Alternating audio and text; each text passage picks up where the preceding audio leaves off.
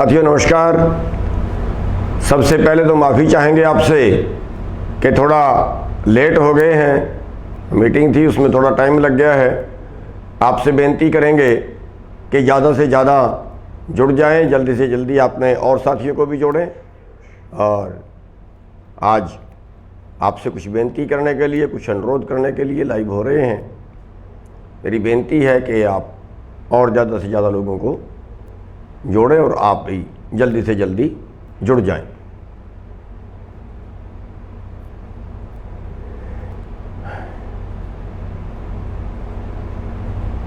मेरी दोबारा बेनती है आप सभी से कि जल्दी से जल्दी जुड़ जाएं और भी अपने सभी साथियों को जल्दी से जल्दी जोड़ लें ताकि अपनी बात रखी जा सके। आप लोग बहुत मेहनत कर रहे हैं, बहुत लगातार बहुत लंबे समय से आंदोलन में साथ दे रहे हो। कई दिनों बाद लाइव आने का टाइम लगा है। आपसे बेनती है कि सबको जल्दी से जल्दी जोड़ लें आप लोग।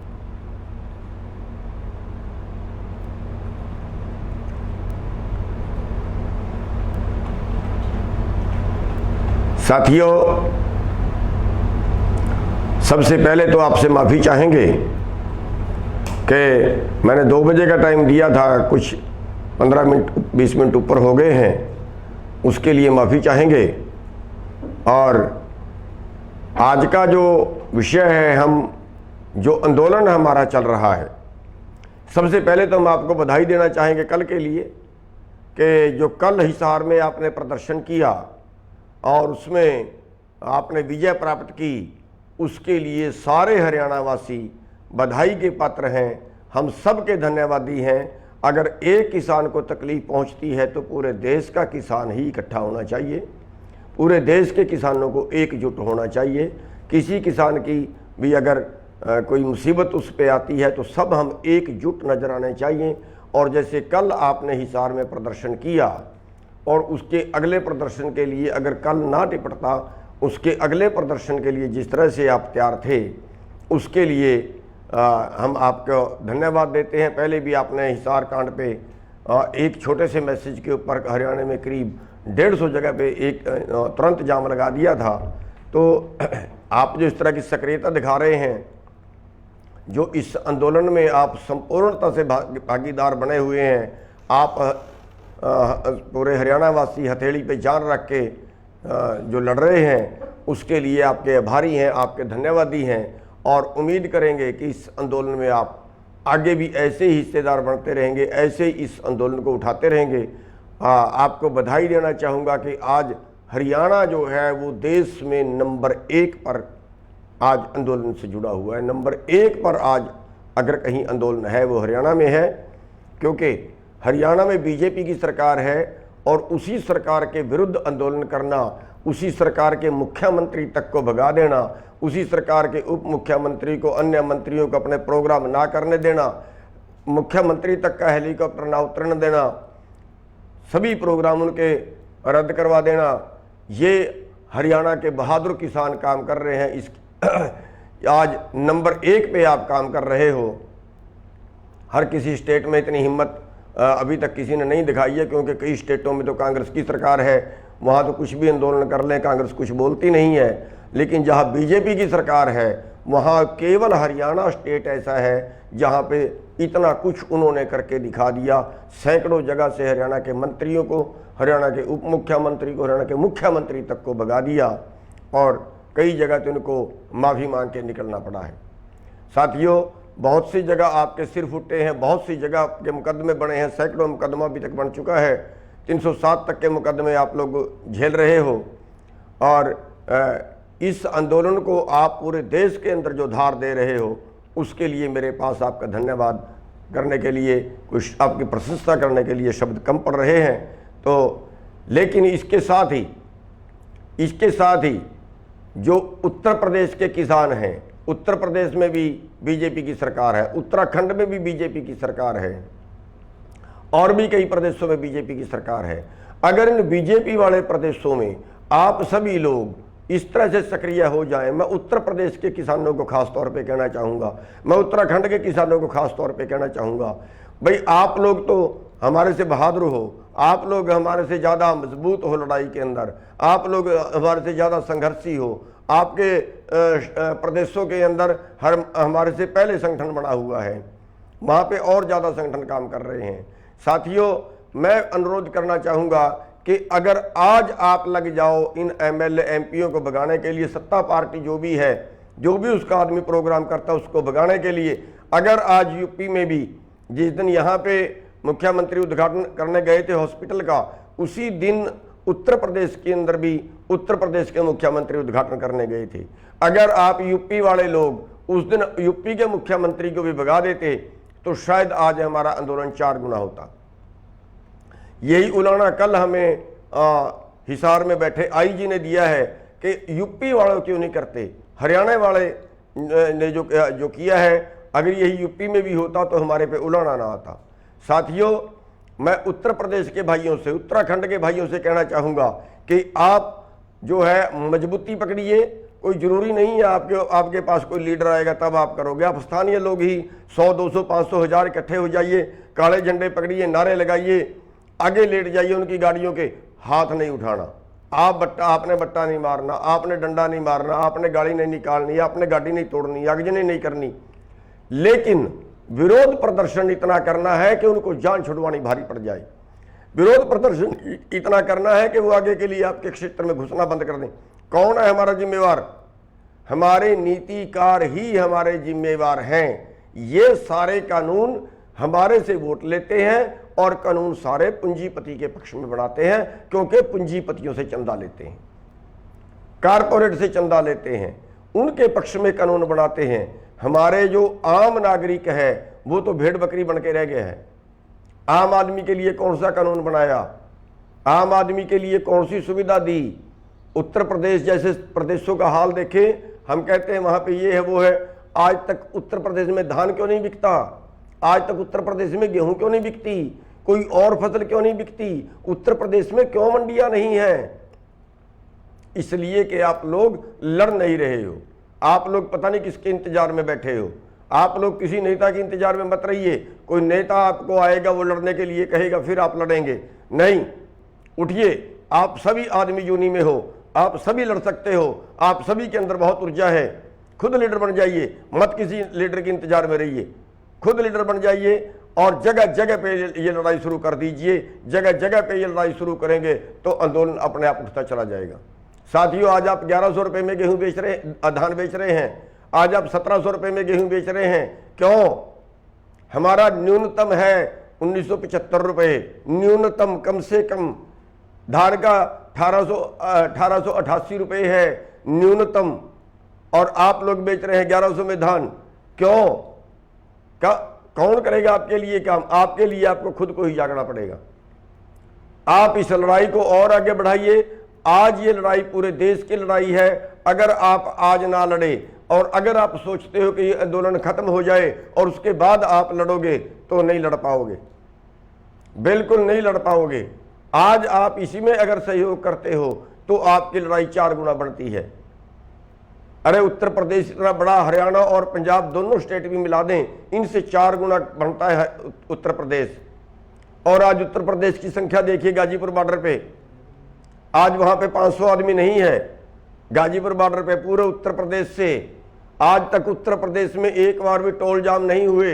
हरियाणा में क्यों टोल बंद है? पंजाब में क्यों टोल बंद है? उत्तर प्रदेश के किसान हमारे से ज्यादा बहादुर हैं, कर सकते हैं। संगठित होइए, केवल संगठित होने की कमी है आप में। आप संगठित होइए। कहीं 50 आदमी होते हैं, 50 टोल पे बैठ जाइए, लठ मारेंगे, डंडे मारेंगे, जेल में ले जाएंगे, ले जाएं। आप जितनी कुर्बानियां दोगे उतना दूसरे लोग देखेंगे और जागेंगे। साथियों, इस आंदोलन को आगे बढ़ाने का एक ही तरीका है। उत्तर प्रदेश इस आंदोलन को और उत्तराखंड इस आंदोलन को आगे बढ़ा सकता है। उत्तराखंड के लोग फिर भी काफ़ी हिम्मत कर रहे हैं, लेकिन उत्तर प्रदेश के लोग जो है उनको बहुत तेजी पकड़ने की जरूरत है इस आंदोलन के अंदर। हम आपसे आज मेरा लाइव आने का मेन मकसद जो है वो उत्तर प्रदेश के किसानों को संबोधन करना है।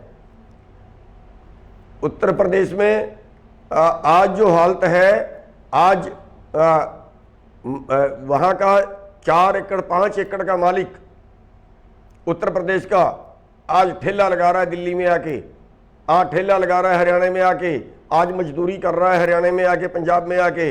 क्यों? क्योंकि उनकी फसल का भाव नहीं है, उनको टाइम पे बिजली नहीं है, उनकी खेती कमजोर है, उनकी बिकती नहीं है। इसलिए साथियों, कोई और आपके लिए लड़ने नहीं आएगा। आप किसी नेता के भरोसे बैठे रहिए तो फिर आपको कोई नहीं बचा सकता। हिम्मत मर्दा मदद खुदा, आप खुद लड़िए, रोकिए सारे टोल बैरियर, रोकिए सारे टोल बैरियर। कर एक गांव उठ के टोल बैरियर रोक सकता है, कितनी बड़ी बात है उसमें भाई। आप मंत्री आते हैं गांव में, आप 100 आदमी इकट्ठे होकर भी विरोध कर सकते हो, 10 आदमी भी काले झंडे दिखा सकते हो। क्या कर सकती है सरकार? लठ मार लेगी, डंडे मार लेगी, जेल में ले जाएगी, और क्या कर सकती है? घर में ही कौन सा हमारे सोना दबा हुआ है? घर में ही कौन सा हमारे स्वर्ग है? जब तक आप कुर्बानियां नहीं दोगे, जब तक आप सरकार से मुकाबला नहीं करोगे, जब तक आप लठ नहीं खाओगे उनके, तो तब तक आपकी बात सुनने वाला कोई नहीं है। इस विरोध, ये जो आंदोलन चल रहा है मोदी विरोधी, इसमें आप एक तरह से काम आपको करना पड़ेगा, क्योंकि आपके उत्तर प्रदेश में बीजेपी की सरकार है। आपको बीजेपी की जड़ें खोदनी पड़ेंगी, और जब तक आप बीजेपी की जड़ें नहीं खोदोगे ना, तब तक कोई मानने वाला नहीं है। हरियाणा पंजाब में तो सोचते हैं सारी 23 सीट है, नहीं भी आएंगी तो क्या हो जाएगा, लेकिन आपके वहां तो 80 सीट है। उत्तर प्रदेश में अकेले में 80 सीट है। अगर 80 सीट हारती है तो बीजेपी की बोलती बंद हो जाएगी।